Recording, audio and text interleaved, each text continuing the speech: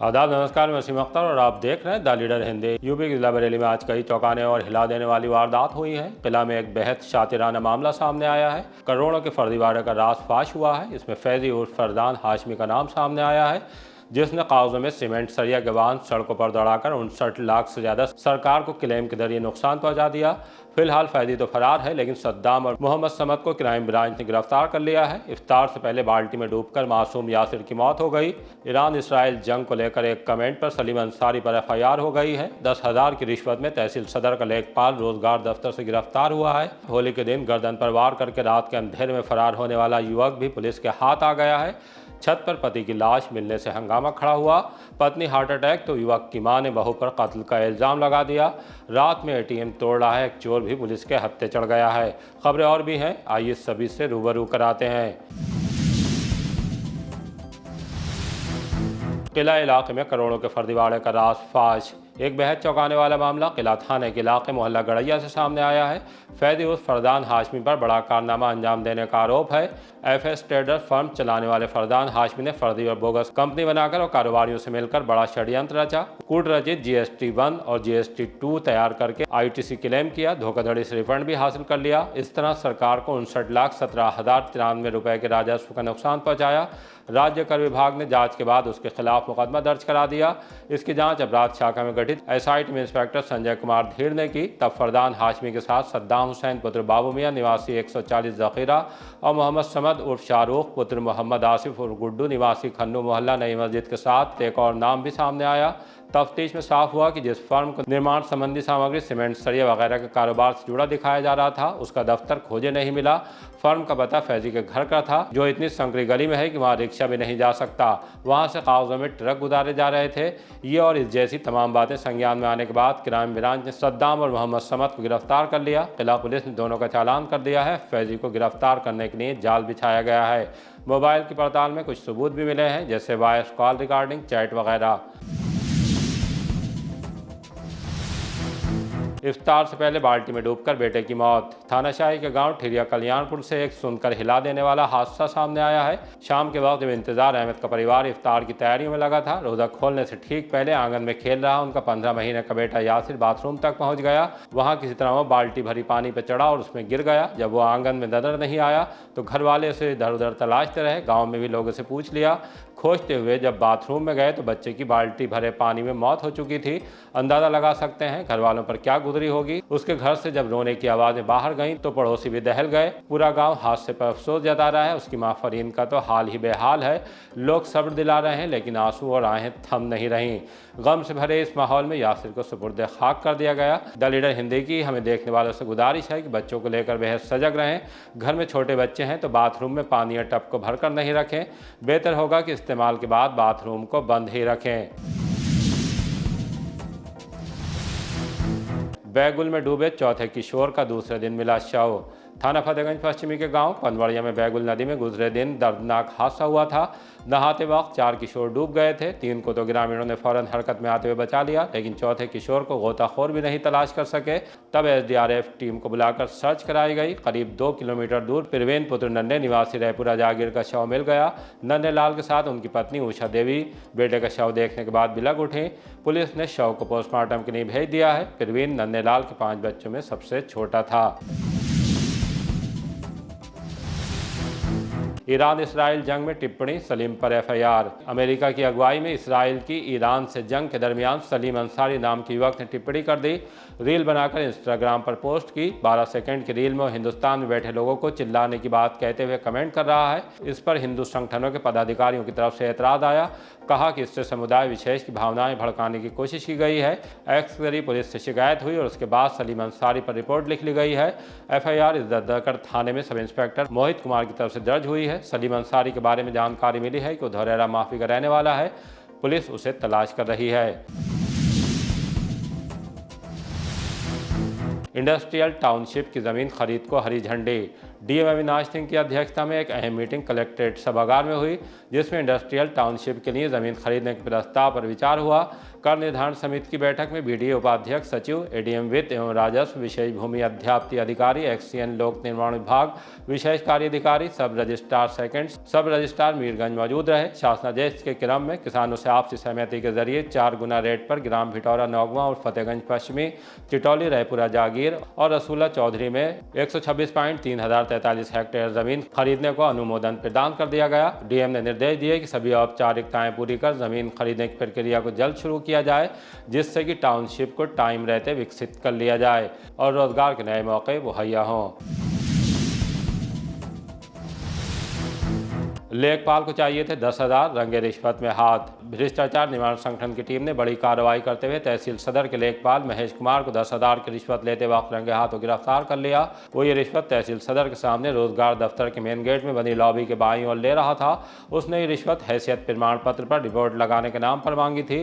तब उसकी शिकायत सुभाष नगर के रहने वाले भारतेंद्र सिंह सोनकर ने भ्रष्टाचार निवारण संगठन के दफ्तर जाकर की। बताया कि पत्नी के नाम पर हैसियत प्रमाण पत्र पर रिपोर्ट की एवज में रिश्वत मांगी जा रही है। ट्रैप टीम ने जाल बिछाने के बाद लेखपाल को दबोच लिया। कोतवाली में उसके खिलाफ मुकदमा भी दर्ज करा दिया गया है। इसी के साथ उस पर निलंबन की तलवार लटक गई है। रात के अंधेरे में गर्दन पर वार का रासफाश। बारादरी पुलिस उस हमलावर तक पहुंच गई जिसने कालीबाड़ी के रहने वाले अभिषेक राणा की गर्दन पर रात में धार से वार किया और फिर फरार हो गया था।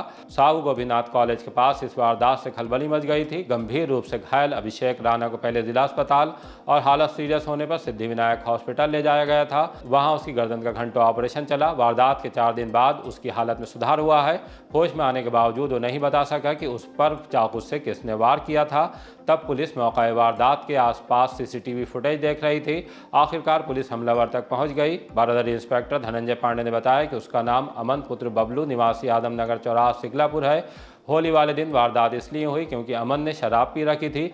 उसे शराब की और तलब लगी। उसी दौरान सामने से अभिषेक राणा लड़खड़ाते हुए आता दिखाई दिया।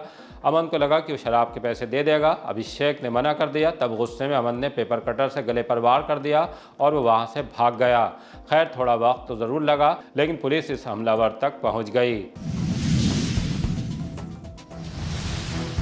भीम आर्मी का कलेक्ट्रेट पर जोरदार प्रदर्शन। नगीना सांसद चंद्रशेखर आजाद की अगुवाई वाले संगठन भीम आर्मी के पदाधिकारियों और कार्यकर्ताओं ने दलित उत्पीड़न का आरोप लगाते हुए सेठ दामोदर स्वरूप पार्क में धरना दिया।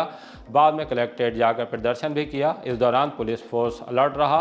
भीम आर्मी के पदाधिकारियों ने कहा है कि पुलिस दलितों के साथ मुस्लिम के साथ भी पक्षपातपूर्ण कार्रवाई कर रही है। पिछले काफी समय से हम काफी महीनों से देख रहे हैं कि थाना जनपद बरेली है, इसके अंदर कई 29 थाने आते हैं। 29 थानों पे जो अधिकारी वहां पर पोस्टेड हैं वो अधिकारी दलित और मुस्लिमों के मामलों में लगातार जो कार्रवाई है उसको लापरवाही तरीके से वहां काम कर रहे हैं। जब हमारा दलित समाज का व्यक्ति, मुस्लिम समाज का व्यक्ति, पिछड़े समाज का व्यक्ति जब अपने साथ हुई किसी घटना को लेकर जब जाता है थाने पर, तो थाना पुलिस के जो लोग होते हैं उनके साथ ही गाली गलौज और उनको थाने के अंदर बंद करके मारने पीटने का काम करते हैं। ऐसी तमाम शिकायतें हमें मिली हैं। उन तमाम शिकायतों को इकट्ठा करके आज भीम आर्मी भारत एकता मिशन के लोग यहाँ बैठे हुए हैं धरने पर, और जो एसएसपी साहब है उनको आज हम ज्ञापन सौंपेंगे और उसमें हमने मांग की है।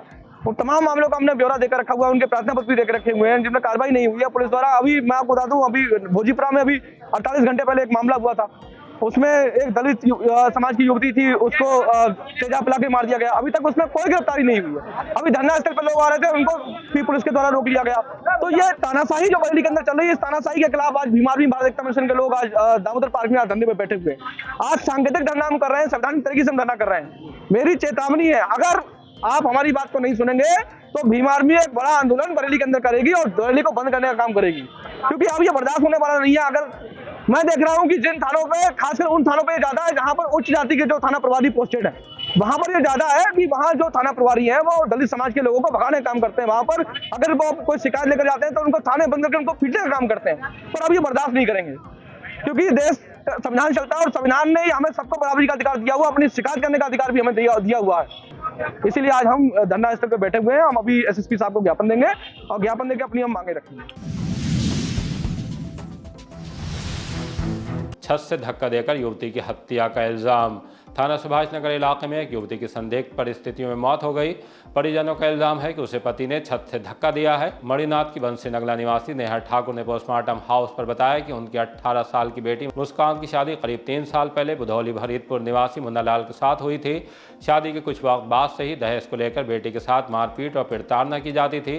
कुछ समय पहले मुन्नालाल मुस्कान को काम कराने के लिए हल्द्वानी ले गया, वहां भी उसके साथ मारपीट की। मुस्कान होली पर मार के आई थी। रविवार को मुन्नालाल उसे वापस ले जाने के लिए आया, लेकिन परिवार वालों ने मना कर दिया। इसके बाद मुन्नालाल मुस्कान को बहाने से छत पर ले गया और वहां से धक्का देकर उसकी हत्या कर दी।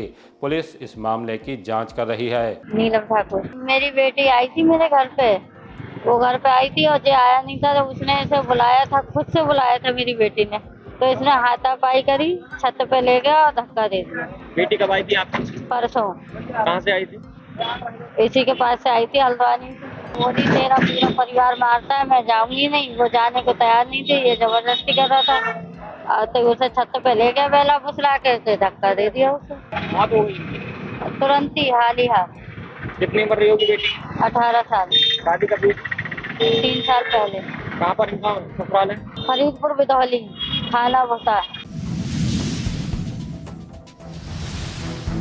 ऑटो चालक पर बोतल से हमला, सिर में आए 13 टांके। थाना बारादरी के इलाके में महिला के साथ मारपीट होते देख बीच बचाव कराना ऑटो चालक को भारी पड़ गया। ग्राम जेठ थाना फरीदपुर निवासी मोहम्मद अकरम ने पुलिस को बताया उनका भाई मैशर अली ऑटो चलाता है। रविवार सुबह 10 बजे सवारी के इंतजार में सैटेलाइट चौकी के सामने ऑटो लेकर खड़ा था। इसी दौरान एक व्यक्ति अपनी पत्नी के साथ मारपीट करने लगा। उस व्यक्ति ने महिला के सिर पर कोल्ड ड्रिंक की कांच की बोतल से हमला कर दिया, जिससे वो लहूलुहान हो गई। ये देखकर मैशर अली बीच बचाव कराने पहुंचा तो आरोपी ने उसके सिर पर भी कांच की बोतल से वार कर दिया। मैशर अली गंभीर रूप से घायल हो गया। लोगों ने किसी तरह उसे बचाया और आरोपी को पकड़कर सैटेलाइट चौकी पुलिस के हवाले कर दिया। घायल ऑटो चालक को उपचार के लिए केयर हॉस्पिटल में भर्ती कराया गया है। मैशर अली के सिर में 6 और थोड़ी में 60 टांके आए हैं। आरोपी की पहचान मुनाफ पुत्र मोहम्मद उमर निवासी टिस्वा थाना फतेहगंज पूर्वी के रूप में हुई है। रात में एटीएम तोड़ा, शातिर चोर गिरफ्तार।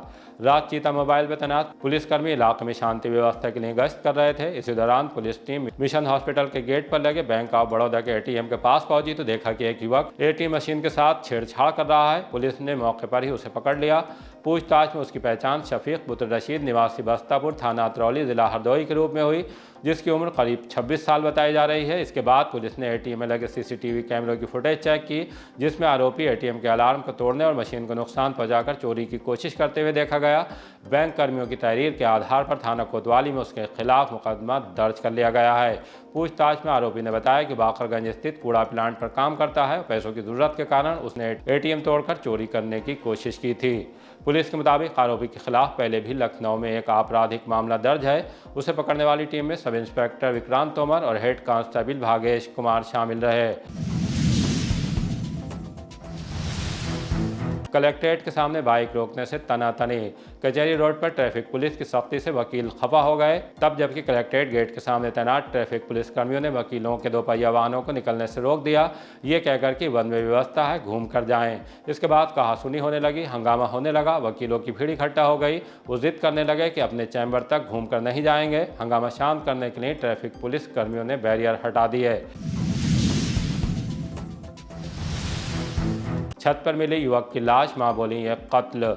नवाबगंज थाने के गांव ईद जागीर के मोहल्ला प्रकाश नगर में सुबह एक युवक की लाश घर में छत पर चारपाई पर मिली। पत्नी ने सीने में दर्द से मौत होने की बात कही, जबकि मृतक की मां ने बहू पर कत्ल का आरोप लगाया है। पुलिस मामले की तह तक पहुंचने के लिए लाश का पोस्टमार्टम करा रही है।